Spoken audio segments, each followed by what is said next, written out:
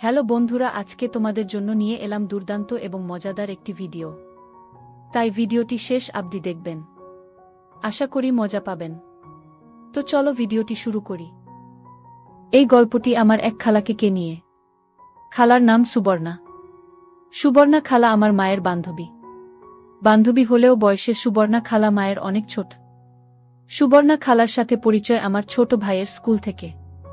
সেই 2012 সালে আমার ছোট ভাই ও সুবর্ণা খালার একমাত্র ছেলে তুহিন ক্লাস 2তে রাহিমগঞ্জ গভর্নমেন্ট বয়েজ স্কুলে ভর্তি হয়। সেই থেকে খালা ও আরও কয়েকজনের সাথে মার পরিচয়। সেখান থেকেই আজ আমাদের দুই পরিবারের বন্ধুত্ব এত গভীর যে মা সুবর্ণা খালাকে বোন মনে করেন। সেখানকে স্কুল থেকে আনতে গেলে খালার সাথে আমার প্রায় দেখা হতো। সালাম দেয়া, কেমন আছেন, এই পর্যন্তই আলাপের বেশি কখনো কিছু নিয়ে আলাপ হয়েছে কিনা আমার মনে পড়ে না। কিন্তু খালাকে আমার বরাবরই ভালো লাগত। খুব ছিমছাম, কখন চোখে লাগে এমন পোশাক পরতে দেখি নাই, গাঢ় লিপস্টিক দিতে দেখি নাই, এমনকি অনুষ্ঠানেও খুব সাজুগুজু করতে দেখি নাই। তাও ভালো লাগত কারণ খালা দেখতে অনেক সুন্দর। 5 ফুট 2 ইঞ্চি লম্বা, সাধারণ ছিপছিপে মেয়েদের মতো। এখন যে 30-এর উপরে বয়স হয়ে গেছে তাও দেখতে খুব সুন্দর। তবে এখন একটু পেটের দিকে মেদ জমেছে, তাও ভালো করে বোঝা যায় না। খালাকে নিয়ে আমি কখনো খারাপ চিন্তা করি নাই। এমন মানুষের দিকে তাকালে আসলে খারাপ চিন্তা মাথায় আসে না। তবে তাকে দেখলেই আমার মনে হতো আমি এমন একটা বউ চাই। কিন্তু এর বদলে যাকে পেলাম তা আর তোমাদের বলার মতো না। খালার সাথে সবচেয়ে বেশি সময় কাটিয়েছি 2014-তে, আমার ছোট বোনের বিয়ের সময়। খালা আমার বোনের গায়ে হলুদের সবকিছু নিজের হাতে করেছেন, স্টেজ সাজানো থেকে খাবার দাবার সবকিছু। সেই জন্য তার সাথে অনেক জায়গায় যেতে হয়েছে। ওই 2 দিন আমাদের মধ্যে অনেক কথাবার্তাও হয়েছে। তখন আমার গার্লফ্রেন্ড ছিল, এটা সে কি করে যেন বুঝে যায়। এটা নিয়ে খালা আমাকে অনেক কথা বলতো। শুধু একটা ব্যাপার ছিল, আমাদের মাঝে চোখে চোখে একটা কেমন ব্যাপার ছিল। খালা আমার চোখের দিকে তাকালেই চোখ সরিয়ে নিতেন, আর মাঝে মাঝেই লক্ষ্য করতাম তার মুখে একটা মুচকি হাসি। আমি আগে কখনো এই সব বিষয়ে গুরুত্ব দেই নাই। এখন ঘটনা বর্ণনা করতে গিয়ে আমি আসলে বুঝতে পেরেছি আমাদের মাঝে একটা রসায়ন সবসময় কাজ করত। আমার বোনের বিয়ের কয়েক মাস পরেই ফারুক আঙ্কেল, খালার জামাই, এর হিলি বর্ডারে পোস্টিং হয়ে যায়, আর তারা পরিবারের সবাই চলে যান ঢাকা থেকে। 2018-তে তুহিনের এসএসসি পরীক্ষা শেষ হবার পর কলেজে ভর্তি করতে খালা তুহিনকে নিয়ে ঢাকায় চলে আসেন। সেই বছর আমার বিয়েতেও খালা অনেক সাহায্য করেন। সবকিছুই তার নজরদারিতে ছিল। সবচেয়ে মজার কথা মনে পড়ে, আমাদের বাসর রাত হয় হোটেলে। খালা আমাদের হোটেলে দিয়ে আসতে যান। আসার সময় আমার কানে কানে বলে দেন, লাগেজের উপরের পকেটে আছে, হাত দিলেই পাবা। আমি তখন ব্যাপারটা বুঝতে পারি নাই। লাগেজ খুলে পকেটে হাত দিয়ে দেখি 2টা প্যাকেট। তারপর আমার ছাড়াছাড়ির পরে খালার সাথে অনেকবার কথা হয়। মেয়েদের মন মানসিকতা কেমন হয়, কখন কি করতে হয় তা বুঝানোর চেষ্টা করতেন। সে সময় মানসিকভাবে আমি তার উপর অনেকটাই নির্ভরশীল হয়ে যাই। খালার সাথে আমাদের দাম্পত্য সমস্যা নিয়ে অনেক আলোচনা করি। মাও অনেকটাই আশ্বস্ত বোধ করত খালার সাথে আমার এসব শেয়ার করার বিষয়ে। কারণ মা খালার কাছ থেকে জানতে পারত আমার মনে অবস্থা। আমি ছাড়াছাড়ির পর অনেক মেয়ের সাথে অনলাইনে কথা বা বাইরে দেখা করতাম, এটারও অনেক অংশ জানতেন। উনি অনেকবার না করেছেন এসব থেকে যেন দূরে থাকি। এদের মাঝে খালার অন্য এক বান্ধবীর বোনও ছিল, যার সাথে আমি কয়েকবার করি।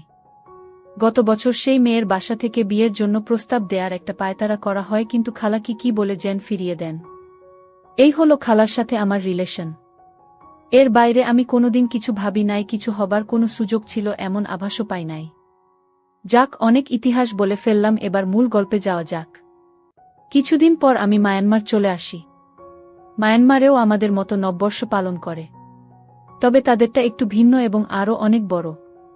আমাদের তো একদিন পালন করি, পহেলা বৈশাখ বা 14 এপ্রিল, কিন্তু মায়ানমার এই উৎসব 5 দিন ব্যাপী। ওদের তার নাম থিনজিয়ান। এই উৎসবের মূল আকর্ষণ পানি খেলা ঘিরে।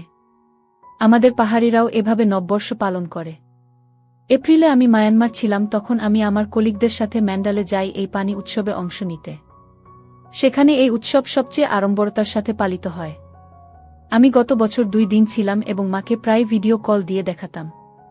একদিন খালা আমাদের বাসায় আসে, তখন মা ভিডিও কল করে বলে, নাও সুবর্ণা, খালা দেখতে চায় তোমাদের উৎসব। তাকে অনেকক্ষণ ঘুরে ঘুরে দেখাই। তখন খালা বলে যে আগামী বছর আমরাও যাব। আমি বললাম অবশ্যই। যদি সুযোগ হয় অবশ্যই আসবেন। এরপর জুন মাসে আমার ডিভোর্স এর ফর্মালিটি সম্পন্ন হয়। তখনও খালা আমাকে দেনমোহরের টাকা পরিশোধের জন্য ধার দিয়ে সাহায্য করেন। সব মিলিয়ে খালার প্রতি আমার কৃতজ্ঞতার শেষ নেই। গত বছর ফেব্রুয়ারির শেষ দিকে প্রায় 6 মাস পর আমি বাংলাদেশে যাই।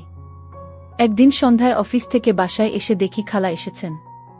আমাকে দেখেই খুব মিষ্টি করে একটা হাসি দিয়ে বলেন, কেমন আছো সাব্বির? ভালো আছি খালা, আপনি কেমন আছেন? ভালো কি করে থাকি বলো, তুহিন মালয়েশিয়া চলে গেল পড়াশোনা করতে, আর তোমার আঙ্কেল ও তার কাজে ঢাকার বাইরে থাকে।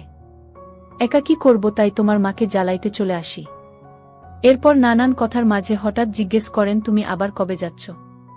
মার্চের 17 তারিখ। তাহলে তো নববর্ষের সময় সেখানে থাকবা। জি খালা। খালার সাথে সাথে বলে বসল, এবছর আমি যাব। তাইলে তো খুবই ভালো হয়। যাইতে হইলে এখন থেকেই ভিসা প্রসেস করতে হবে কিন্তু। সাথে সাথে আঙ্কেলকে ফোন দিল। কিন্তু আঙ্কেল বলল তার নাকি এপ্রিলের মাঝামাঝিতে মন্ত্রণালয়ের কি কাজ আছে, সে পারবে না। খালার মুখ গোমরা হয়ে গেল। আমাকে বলল, দেখ অবস্থা, কতদিন কোথাও ঘুরতে যাই না, আর তার কাজের এমন একটা অবস্থা, তাকে কিছু বলাও যায় না। আমি বললাম, আপনি চলেন, তুহিনকে মালয়েশিয়া থেকে আসতে বলব, সেখান থেকে মায়ানমারের প্লেনের ভাড়া অনেক কম। তখন আমার ছোট ভাই এসে বলে, তাহলে আমিও যাব। আমি ছোটখাটো একটা প্ল্যান করে ফেললাম। তা শুনে খালার মুখ একটু উজ্জ্বল হলো আর বলল, আচ্ছা তাইলে আমি তোমার আঙ্কেলকে বলে দেখি কি বলে। প্রায় সপ্তাহ খানেক পর মা আমাকে ফোন দিয়ে বলল, সুবর্ণাকে ফোন দিস তো, ওর জানি কি কথা আছে। আমি অফিসের পর খালাকে ফোন দিলে খালা জিজ্ঞেস করল, ভিসা প্রসেস করতে কত লাগে, কতদিন সময় লাগে, কি কি করতে হবে। সব তথ্য শুনে বলল, তাইলে কত খরচ হইতে পারে। আমি বললাম, প্লেন ফেয়ার আর ভিসা প্রসেস করতে 50,000-এর মতো, এছাড়া আর $500 মতো নিয়ে নিয়েন, শপিং টপিং সহ হয়ে যাবে। আর থাকার সমস্যা হবে না, আমার অ্যাপার্টমেন্ট তো আছে। তখন বললেন, তোমার আঙ্কেলকে একটা ফোন দাও তো। আঙ্কেলকে ফোন দেওয়ার পর তো রাজ্যের সব প্রশ্ন শুরু করলেন, কই যাবে, কই থাকবে, কি কি করবে, কোনো সমস্যা হবে নাকি। কারণ রোহিঙ্গা নিয়ে বাংলাদেশ মায়ানমার এর মাঝে বেশ ঝামেলা চলছে, তা তো সবাই জানেন। প্রায় আধা ঘন্টা বকবক করার পর ভিসা কারা প্রসেস করে তার কন্টাক্ট চাইলেন। আমি আমাদের অফিসে যে এজেন্ট আছে তার নাম্বার আর ঠিকানা দিয়ে দিলাম। আমি চলে এলাম মার্চের 17 তারিখে। অনেক নাটকীয়তার মধ্যে ভিসা ও টিকিট হলো। আমার ছোট ভাই তার পরীক্ষার কারণে আসতে পারবে না। এই সময় টিকিটের অনেক ক্রাইসি থাকে, তাই টিকিট কাটা হলো 10 তারিখ আসা আর 22 তারিখ বাংলাদেশ ফিরে যাওয়া। আমার কলিগদের জিজ্ঞেস করলাম কার কি প্ল্যান, কিন্তু এবার কেউই ম্যান্ডালে যাচ্ছে না। সবাই নাকি নিজের গ্রামের বাড়ি যাবে। কি আর করা, অগত্য তাদের সাহায্য নিয়ে আমি বাসের টিকিট আর হোটেল বুক করে রাখলাম। আমাদের প্ল্যান হলো 9 তারিখ খালা ও তুহিন ইয়াঙ্গুন আসবে, 11 তারিখ রাতে আমরা ম্যান্ডালে এর উদ্দেশ্যে রওনা হব। 14-15 রাত আমরা ম্যান্ডালেতে থাকব। 15 তারিখ দুপুরের পর আমরা বাগান এর জন্য রওনা হব, এটাও মায়ানমারের একটা স্টেট। 15-16 রাত থেকে 17 তারিখ রাতে রওনা দিয়ে 18 তারিখ ইয়াঙ্গুন পৌঁছাব। তারপর 22 তারিখ তুহিন মালয়েশিয়া চলে যাবে আর খালা বাংলাদেশ। সব ঠিক। এর মধ্যে তুহিন ফোন দিয়ে বলল, ভাইয়া আমি তো 9 তারিখের প্লেনের টিকিট পাচ্ছি না। 12 তারিখের আছে ইয়াঙ্গুন হয়ে সরাসরি ম্যান্ডালেতে। আর আমি 22 তারিখ পর্যন্ত থাকতে পারব না। আমাকে 17 তারিখে ফিরে আসতে হবে, আমার একটা অ্যাসাইনমেন্ট আছে। আমি জিজ্ঞেস করি, খালা কি বলছে? মা আর কি বলবে, বলল এটাই করতে। 9 তারিখ বুধবার সকাল থেকে শুরু হলো আঙ্কেলের ফোন। এই এয়ারপোর্টে ঢুকছে, বিমানে উঠবে, আমি যেন আগে গিয়ে এয়ারপোর্টে থাকি। বন্ধের আগের কাজ নিয়ে আমি এমনিতেই ব্যস্ত, তাই এয়ারপোর্টে যাইতে পারলাম না। আমি আমার কোম্পানির ড্রাইভারকে বাসার চাবি দিয়ে পাঠাইলাম, সাথে একটা সিম দিয়ে দিলাম ইন্টারনেট সহ। ড্রাইভারকে খালার একটা ছবি দিয়ে বললাম, একে এয়ারপোর্ট থেকে আমার বাসায় দিয়ে আসবা। সে ছবি দেখে ভাঙা ভাঙা ইংরেজিতে বলে, তোমার বউ তো খুব সুন্দর। আমিও ভাঙা ভাঙা মায়ানমার ভাষায় ঝাড়ি দিয়ে বলি, ফাইজলামি কম কর, এইটা আমার বউ না, আমার খালা। বেটা বলে, কিন্তু এ তো দেখতে হেব্বি সুন্দর। আমি এমনিতেই একটা কাজ নিয়ে ঝামেলায় ছিলাম, তার বক বক এ আরও মেজাজ খারাপ হয়ে গেল। আমি আরও রেগে গিয়ে বললাম, তুই যাবি না, আমি অন্য কাউকে পাঠাবো। ফ্লাইট 2টায় নামে খালার বের হয়ে ড্রাইভারকে পেতে তেমন কষ্ট হয় নাই। গাড়িতে উঠেই আমাকে ফোন করেন।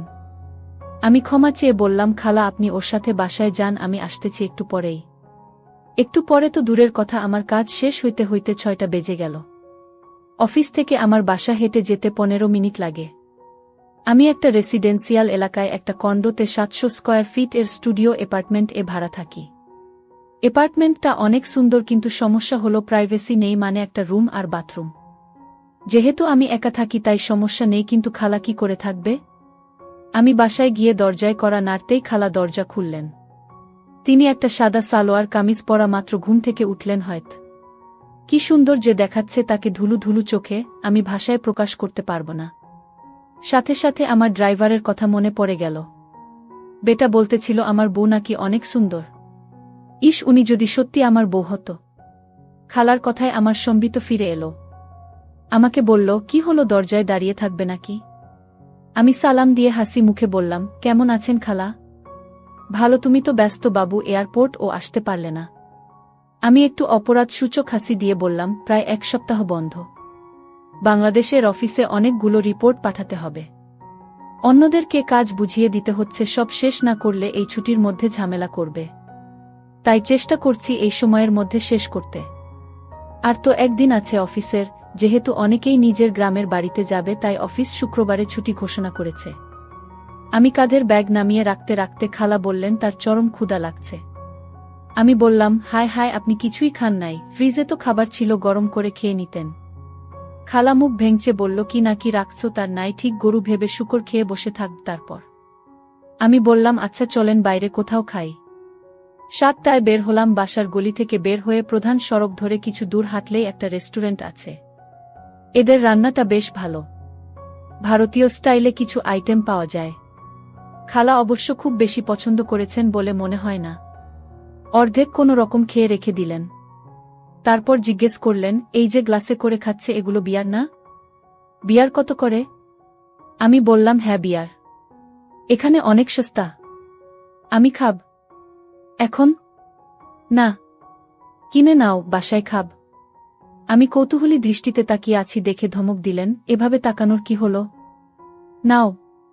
আমি 2টা 500 ml এর বোতল দিতে বললাম। তারপর বিল চুকিয়ে জিজ্ঞেস করলাম, কোথাও যাবেন আর? না, অনেক গরম লাগছে, একটু পর অস্বস্তি লাগা শুরু হবে। চল বাসায় যাই। তারপর ধীর পায়ে হেঁটে হেঁটে বাসার দিকে এগোলাম। বাসার লিফট এ উঠে খালা আমার দিকে এক দৃষ্টিতে তাকিয়ে আছেন। আমার কেমন যেন ইতস্তত লাগছে। আমি খালার দিকে তাকিয়ে জিজ্ঞেস করলাম, কিছু বলবেন? খালা না বোধক মাথা নাড়লেন। বাসায় ঢুকার আগেই খালার মোবাইল বেজে উঠল। আঙ্কেলের ফোন। রুমে ঢুকে এসি ছেড়ে ওড়না ছুঁড়ে ফেলে বিছানায় চিত হয়ে শুয়ে পড়লেন। সেই সময় তার যে একটা দুলুনি দিল কি আর বলবো। আমি বাথরুমে গেলাম।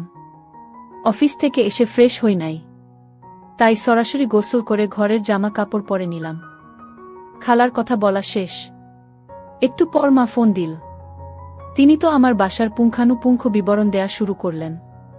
ফ্রিজের পাশে রাখা বোতল দিকে ইশারায় বললেন, বলে দিব? আমি 2 হাত জোর করে বললাম না।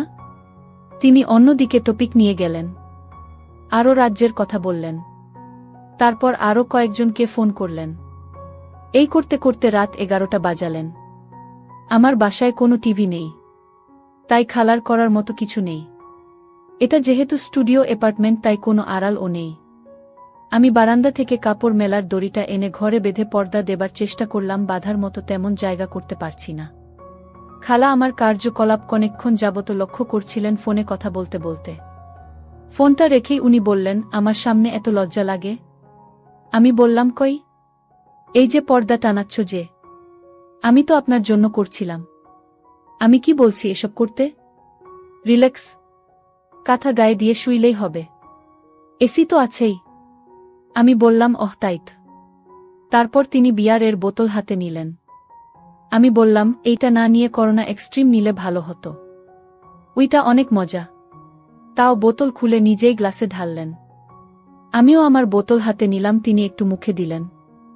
বুঝলাম ভালো লাগে নাই। জিজ্ঞেস করলাম, খেতে পারবেন? একটু তেতো কিন্তু খাওয়ার যোগ্য। এর আগে খেয়েছেন? না, রিয়ার খাই নাই, তবে ওয়াইন খেয়েছি কয়েকবার। তিনি বেশ কিছুক্ষণ এক গ্লাস বিয়ার খাওয়ার চেষ্টা করলেন, শেষ পর্যন্ত অসফল হলেন। আধা গ্লাসও শেষ করতে পারলেন না। আমি এর মধ্যে আমার বোতল শেষ করেছি। খালা বলল, আমার বাকিটুকু খেয়ে নাও। খালা উঠে লাগেজ থেকে একটা নিয়ে বাথরুমে চলে গেলেন। আমি ল্যাপটপ খুলে ফেসবুক ঘাঁটতে লাগলাম। কিছুক্ষণ পর বের হলেন, লম্বা একটা মেকি পরা। ভেতরে পরা নাই সেটা বোঝাই যাচ্ছে। এই বয়সে তার শ্যাপ দেখে আমি অবাক। এর আগে কখনো ওনাকে সেভাবে খেয়াল করি নাই, কিন্তু এখন দেখে আমার যেন তার প্রতি আকর্ষণ আরও বাড়িয়ে দিয়েছে। যাই হোক, এসেই তিনি বিছানায় চাদরের নিচে চলে গেলেন। আমাকে জিজ্ঞেস করলেন, তুমি কই ঘুমাবা? যদিও আমার বিছানা ডাবল সাইজ ম্যাট্রেস, তাও বললাম, এই যে পাটি আর তোষক, এখানে শুয়ে পড়ব। খালা কিছু বলতে গিয়ে আর বললেন না। কিছুক্ষণ পর জিজ্ঞেস করলেন, কয়টায় উঠো? 8টার দিকে উঠলেই হয়। অফিস তো 9টা থেকে। ও আচ্ছা। তিনি এবার তার ফোনের দিকে মনোযোগ দিলেন। আমি বেশ কিছুক্ষণ তার দিকে এক পলকে তাকিয়ে রইলাম। মাথা ভর্তি এক ঝাঁক চুল, এর মাঝে গোল মুখটা লাইটের আলোতে খুবই সুন্দর লাগছে। চোখের দুই পাশে বয়সের একটু ছাপ দেখা গেলে মুখের উজ্জ্বলতা কমে নাই।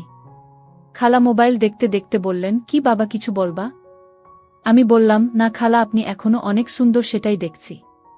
তিনি চোখ উঠিয়ে বললেন, তাই নাকি? আমি কোথায় যেন কৌতুকে পড়েছিলাম, বিয়ার গেলে নাকি বুড়িকে ছুরি মনে হয়। আমি তার কথা শুনে জোরে হেসে উঠলাম। খালাও আমার সাথে অনেকক্ষণ হাসলেন। যাই হোক, আমি উঠে বিছানা করলাম। ঘড়িতে তখন 12টার কাছাকাছি হবে। তিনি জিজ্ঞেস করলেন, ঋতুর সাথে তোমার আর যোগাযোগ হয়েছে? ঋতু আমার আগের গার্লফ্রেন্ড। না, কোনো যোগাযোগ হয় নাই। আচ্ছা, ঘুমিয়ে পড়। সিগারেট খাইতে ইচ্ছা করছিল, কিন্তু সাহস হইল না। খালা ফ্রেন্ডলি আচরণ করছেন, তাই বলে অসম্মান দেখানো উচিত হবে না। অগত্যা ঘুমানোর চেষ্টা করলাম। সকালে উঠে দেখি আমার ঊর্ধ্বমুখী হয়ে আছে। বিছানায় খালা নেই। ঘড়িতে 8:10 বাজে দেখে লাফ দিয়ে উঠলাম। বাথরুমে যাওয়ার সময় দেখলাম মেকি পরে চুলার সামনে কি যেন করছেন। আমি বাথরুমে ফ্রেশ হয়ে ড্রেসিং রুমে এসে দেখি আমার অফিসের পরে যাওয়ার মতো শার্ট প্যান্ট নেই। অগত্যা টাওয়াল পরে বের হলাম। খালা উবু হয়ে বিছানা গোছাচ্ছিলেন, পেছন থেকে তাকে বেশ ভালোই বোঝা যাচ্ছে। আমি আলমারি থেকে প্যান্ট শার্ট নিয়ে ড্রেসিং রুমে যাওয়ার সময় খালার সাথে চোখে চোখ পড়তেই অন্যদিকে সরিয়ে নিলেন আর মুখে একটা মুচকি দিল। আমি পোশাক পরে বের হয়ে দেখি বেশ আয়োজন করেই নাস্তা তৈরি করেছেন। আমি নাস্তা করছি, খালার মুখে এখনও সেই দুষ্ট হাসি। তিনি মোবাইলে কি যেন দেখছেন আর মিট মিট করে হাসছেন। আমি জিজ্ঞেস করলাম, কি দেখছেন? উনি স্ক্রিনটা ঘোরাতেই আমার কান দিয়ে যেন ধোয়া বের হইতে শুরু করল। আমার ঊর্ধ্বমুখী রাতের সেই ছবি। খালা তো হেসে কুটি কুটি অবস্থা। জিজ্ঞেস করলেন, এই জন্যই পর্দা টানাইতে চাইছিলা? আমি কি বলবো তাই তো ভেবে পাচ্ছি না। খালা আমার সাথে এমন মজা করবেন তা আমি স্বপ্নেও ভাবি নাই। আমার অফিসের জন্য দেরি হচ্ছিল, তাই আর কথা না বাড়িয়ে কোনো রকমে নাস্তা করে বের হব। তখন খালা বললেন, আমার কিছু জিনিসপত্র কিনতে হবে। কই যাব? বললাম, আমি বিকেলে তাড়াতাড়ি চলে আসব, তারপর নিয়ে যাব। তাও বললাম, গুগল করলেই সব লোকেশন পেয়ে যাবেন। আর গ্রাবি সফটওয়্যারটা ডাউনলোড করে রেজিস্ট্রেশন করে দিলাম, যেন ট্যাক্সি ডেকে কোথাও যেতে পারেন। সারাদিন খুব ব্যস্ত গেল। দুপুরে খাওয়ার সময় খালাকে ফোন দিলাম খাওয়া দাওয়ার খবর জানতে। বললেন তিনি মুরগি রান্না করেছেন আর আলু ভর্তা ডাল রান্না করেছেন। 4টার দিকে অফিস ছুটি হয়ে গেল। আমি সব কাজ ঠিকমতো শেষ করে বাসায় যেতে 4:30টার মতো বাজল। বাসায় গিয়ে নক করে অনেকক্ষণ দাঁড়িয়ে রইলাম। খালা দরজা খুললেন। তাড়াহুড়ো করে যে জামা পরেছেন সেটা কাঁধের কাছে ভাঁজ হয়ে থাকা দেখেই বোঝা যাচ্ছে। ঘরে ঢুকতেই খালা বলল, আমার কাপড়গুলো দেখো তো, এগুলো ঠিক আছে নাকি? না, আর কিছু লাগবে? আমি তার লাগেজের সামনে গিয়ে একটু ইতস্তত করতে লাগলাম। উপরেই সব ছোট কাপড়, হাত দ্বীপ কি দ্বীপ ভাবছি। খালা লক্ষ্য করলেন আর ওইগুলো হাতে নিয়ে সরে গেলেন। আমি বললাম, এগুলো ঠিকই আছে, তাও 2-1টা হালকা টপস আর স্কার্ট কিনে নিলে ভালো, সাথে পানি খেলার জন্য লেগিংস বা এ জাতীয় কিছু। আমি তারা দিলাম। ছুটি শুরু হয়ে গেছে, আমরা তাড়াতাড়ি বের হই, নইলে মার্কেট বন্ধ হয়ে যাবে। আমরা 5:30-এর দিকে বের হলাম। বাইরে ভয়ঙ্কর গরম। আমরা বাসার থেকে একটু দূরে একটা শপিং মলে গেলাম। ঘুরে ঘুরে sandal, scarf, tops, skirt, clip আরও কত কিছু যে কিনা তার আর শেষ নেই। এর মাঝে তো আঙ্কেল অনবরত কল দিয়েই যাচ্ছে।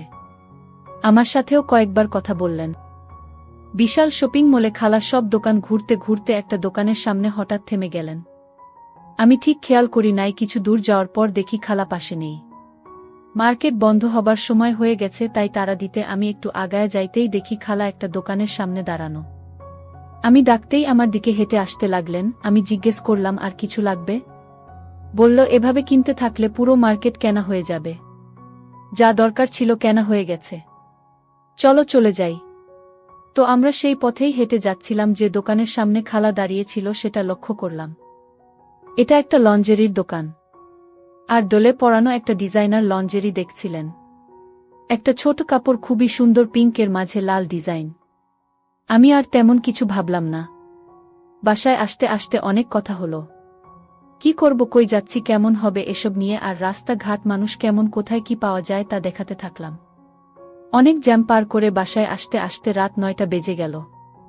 আসার সময় কিছু খাবার দাবার ও নিয়ে নিলাম। এসেই তিনি শপিং এর সব কিছু নিয়ে বসলেন।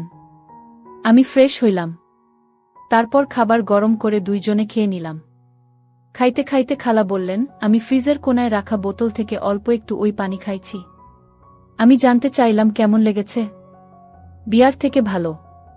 ভেবেছিলাম অনেক করা হবে, তেমন না। তুমি প্রতিদিন খাও? খুব বেশি খাই না। এই বোতল কিনেছি 3 দিন আগে, তাও তো অর্ধেক আছে। 3 দিনে অর্ধেক খেয়ে ফেলছ, বলছো বেশি খাও না? আমি তো একা খাই নাই। তাইলে? বন্ধুরা আসে। বন্ধু না, বান্ধবী। খালার তখন খাওয়া শেষ, রান্নাঘরে প্লেট ধুচ্ছেন। আমি একটু হকচকিয়ে গেলাম। সমস্যা নেই, বলতে পার। আমি কাউকে বলবো না। আরে না, আমার কোনো বান্ধবী নেই। উনি ধুম করে একটা ছোট কাপড় হাতে আমার সামনে এসে দাঁড়ালেন। বললেন, এটা তুমি পর। আর তোমার কাবার্ডে মেয়েদের পোশাক কিসের? তোমার? আর তো কিছু বলার নেই। যা ধরা খাওয়ার অনেক আগেই খেয়ে গেছি। উপায় না পেয়ে সত্য কথা বলে দিলাম। মেয়ে বান্ধবী আমার বাসায় প্রায় থাকতে আসে। সে আজ তার গ্রামের বাড়িতে যাবে ছুটি কাটাতে। আপনি আসবেন বলে সে থাকে নাই। বান্ধবী না গার্লফ্রেন্ড? গার্লফ্রেন্ড না, ফ্রেন্ড উইথ বেনিফিট বলতে পারেন। তাইলে তো আমি তোমার ছুটি পন্ড করে দিলাম। এখন কি হবে? আরে ওসব কিছু না।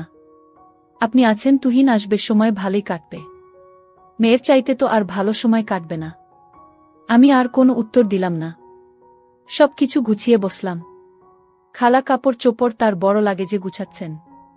দেখে বললাম, খালা, আপনি এত বড় লাগেজ না নিয়ে আমার ছোটটা নিয়ে নিয়েন। এত বড় লাগবে না। ভালো কথা বলেছ, আর এটা নিয়ে চলাফেরা করতেও সমস্যা হবে। তবে তোমার জামা কাপড় কি করবে? আমার কাঁধের ব্যাগেই হয়ে যাবে। খালাকে জিজ্ঞেস করলাম, আরও খাবেন? উনি হ্যাঁ সূচক মাথা নাড়লেন। আমি ডাবল ব্ল্যাকের বোতলটা সামনে আনলাম। 2টা গ্লাস আনলাম, বাদাম নিয়ে বসলাম। খালা বলল, বেশ, আয়োজন তো সব রেডিই থাকে। আমি বললাম, মোটামুটি। এর মাঝে আবার আঙ্কেলের ফোন। খালা বিরক্ত হয়ে ফোন ধরল, 3-4 মিনিট কথা বললেন। তারপর আমি টায়ার্ড, এখন ঘুমাতে যাব বলে ফোন রেখে দিলেন। ততক্ষণে আমার গ্লাস রেডি করা হয়ে গেছে। ফোন রেখেই গ্লাস হাতে নিয়ে একবারে 1 গ্লাস বড় খেয়ে ফেললেন। আর মুখ এমন এক ভঙ্গি করলেন যেন রাজ্যের বাজে জিনিস। তার পরক্ষণেই মুখ ঠিক করে বললেন, এখন তো আরও ভালো লাগছে, কি মিশিয়েছ? আমি বললাম, জিঞ্জার এল। এটা দিয়ে খাইতে দারুণ। এই হলো বিপত্তি। তিনি গপাগ তিন মেরে দিলেন। আমি একটু শঙ্কিত হলাম। কিছুক্ষণ পরে বললেন, সিগারেট দাও। আমি বললাম, খালা, আপনি কি এসব প্ল্যান করেই এসেছেন? উনি বললেন, না, আজকে প্ল্যান করেছি।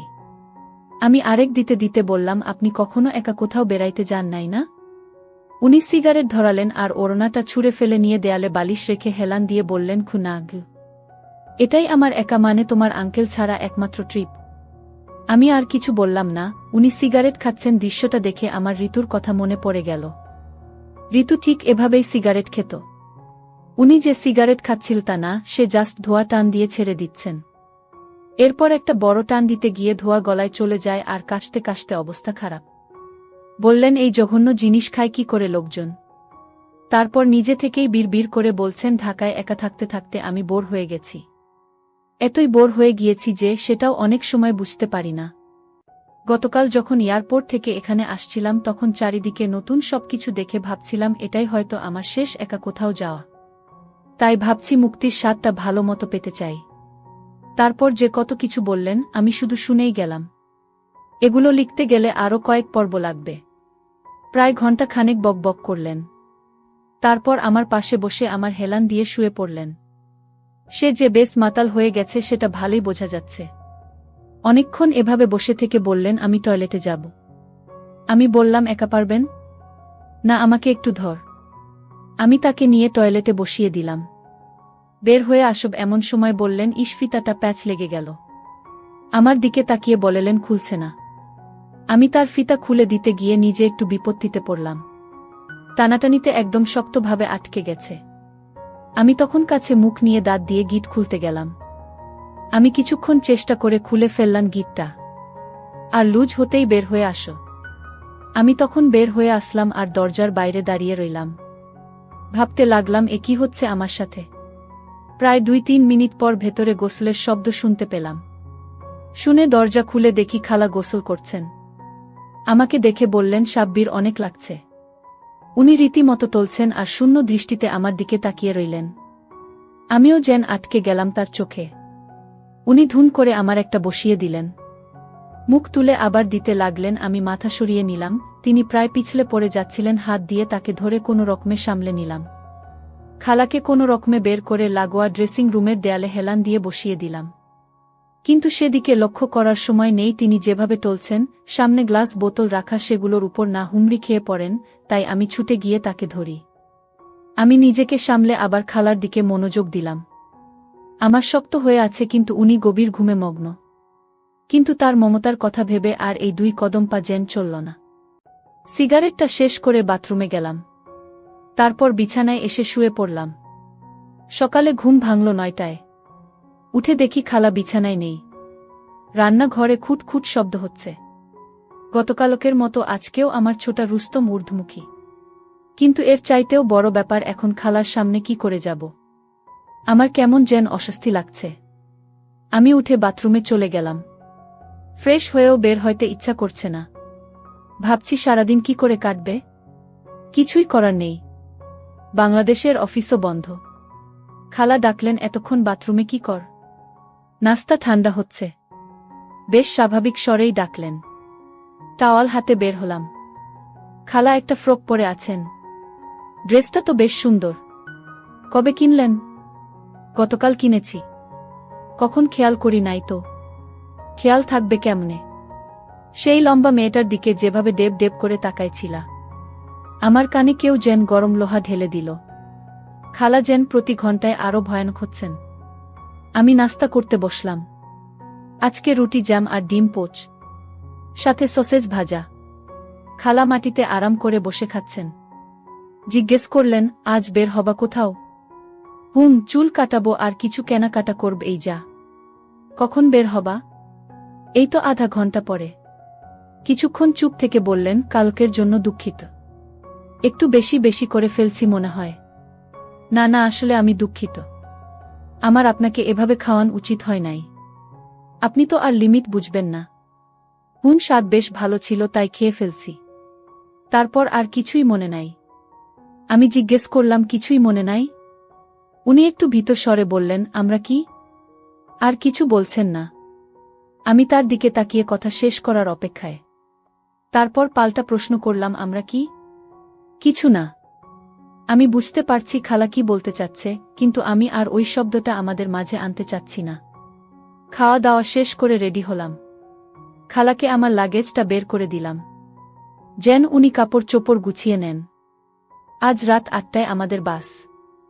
আমি বের হতে হতে শুনলাম আঙ্কেল ফোন দিয়েছেন। আমি চুল কাটালাম, মার্কেটে গিয়ে 2টা প্যান্ট কিনলাম, টি শার্ট কিনলাম। তারপর কিছু সাধারণ ঔষধ কিনে নিলাম। প্রায় 12টার দিকে খালাকে ফোন করে বললাম, প্রথম দিন যে রেস্টুরেন্টে খেয়েছিলাম সেখানে আসতে, যেন দুপুরের খাবার খাইতে পারি। 12:30টার দিকে খালা আসলেন। তিনি জামা চেঞ্জ করেন নাই, শুধু একটা স্কার্ফ জড়িয়ে চলে এসেছেন। তাকে ফ্রকে বেশ সুন্দর লাগছে। বয়স যেন 10 বছর কমে গেছে। দুপুরের খাবার শেষ করে আমরা বাসায় ফিরলাম 1:15টার দিকে। লিফট এ উঠে মোবাইলের গ্যালারিতে কি যেন জানি দেখলাম, আর গতকাল রাতের খালার নিতম্বের ছবিটা দেখে এমনি একটা দুষ্ট হাসি যেন আমার ঠোঁটে চলে আসে। খালা খেয়াল করে বলেন, কি ব্যাপার, হাসো কেন? আমি কিছু না ভেবেই তার দিকে স্ক্রিনটা ঘুরিয়ে দেই। সে স্ক্রিনের দিকে তাকিয়েই চোখ বড় বড় করে আমার দিকে কিছুক্ষণ তাকিয়ে থাকেন। তারপর আমার উপর ঝাঁপিয়ে পড়েন, ডিলিট করো, এখন ডিলিট করো। তিনি আমাকে ধরে আমার হাত থেকে মোবাইলটা ছিনিয়ে নিতে চাইছেন। কিন্তু উচ্চতার কারণে নাগাল পাচ্ছেন না। আমার হাতের স্পিং ব্যাগ টান লেগে ছিঁড়ে গেল। কাপড় চোপড় মেঝেতে। তাও তিনি মোবাইল নেয়ার জন্য চেষ্টা করছেন।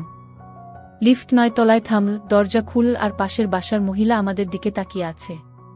খালা বিদ্যুতের মতো আমাকে ছেড়ে সরে গেলেন। আমি কোনো রকম কাপড়গুলো নিয়ে আমার ফ্ল্যাটের দরজার সামনে গেলাম। খালা হাসছেন মিটিমিটি। আমি দরজা খুলে ভেতরে ঢুকতেই বলল, আর কি ছবি তুলছ? আর কিছু তুলি নাই।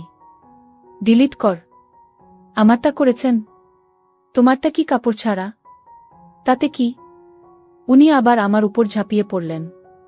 এমন সুন্দর খালা থাকলে তো আরও অনেক কিছু করার ইচ্ছা হয় বলে আমি নিজেই অবাকে কি বললাম, আমি জিভে কামড় দিলাম। খালা তখন পরিস্থিতি টের পেলেন।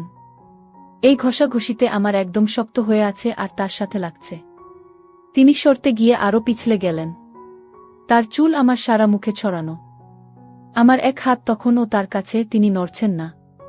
একটু পর মাথা উঁচু করতেই আমার চোখে চোখ পড়ল, বড় বড় শ্বাস নিচ্ছেন। আমার মুখে তার নিঃশ্বাস পড়ছে। আমি আমার ডান হাত থেকে মোবাইলটা সরিয়ে তার মুখ থেকে চুল সরালাম। তিনি চোখ বন্ধ করে নিলেন। খালা আমাকে কাছ থেকে এক ঝটকায় দূরে সরে কোনায় গিয়ে বসলেন। আমি দ্বিধায় পড়ে গেলাম। তিনি কি রাগ করলেন? আমি কি বলব ভাবছি, এমন সময় তিনি দাঁড়ালেন, তার পরনে ফেলে দিলেন, তার ছোট কাপড় ছাড়া আর কিছু নেই। ঘটনার আকস্মিকতায় আমি হতবাক। আমি তখনও এই ব্যাপারটার সাথে মনে হয় মানসিকভাবে খাপ খাওয়াতে পারছিলাম না, তাই আমি অ্যাক্টিভ হতে পারছি না। কিন্তু প্রায় মিনিট 10 পার হবার পরে খালা আমাকে জিজ্ঞেস করলেন, আমাকে ভালো লাগছে না? তখন আমার সম্বিত ফিরে আসল, আরে আমি তো কিছুই করছি না। তখন আমি বললাম, এত সুন্দর আপনি, আর আপনাকে ভালো লাগবে না? মনে হচ্ছে অনন্তকাল যেন পাড়ি দিয়ে ফেলেছি, কিন্তু ঘড়িতে তাকিয়ে দেখি 15 মিনিটও হয় নাই। খালা কোনো কথা না বলে চলে গেলেন। হেঁটে যাওয়ার সময় তার দেখে আমার যেন আরেকবার নেচে উঠল। আমি ওই অবস্থাতেই রইলাম। প্রায় 5 মিনিট পর বের হলেন, কোনো কথা বললেন না। দুইজন নিশ্চুপ। খালা নীরবতা ভাঙলেন। আমাকে কি খুব খারাপ মনে হচ্ছে? একদম না, বলে তার দিকে তাকালাম আর হাসি দিয়ে বললাম, কি তবে আগের থেকে দিলে হয়তো শুরুটা আর সুন্দর করা যেত। আমাদের সময় তো শেষ হয়ে যায় নাই, বলে আমার আবার হাত দিলেন। এর মাঝে ফোন বেজে উঠল। খালা ফোন ধরলেন। আঙ্কেল ফোন দিয়েছে। তিনি কথা বলা শুরু করলেন। অনেকক্ষণ কথা বলছেন। আমি শুনতে শুনতে ঘুমিয়ে গেলাম।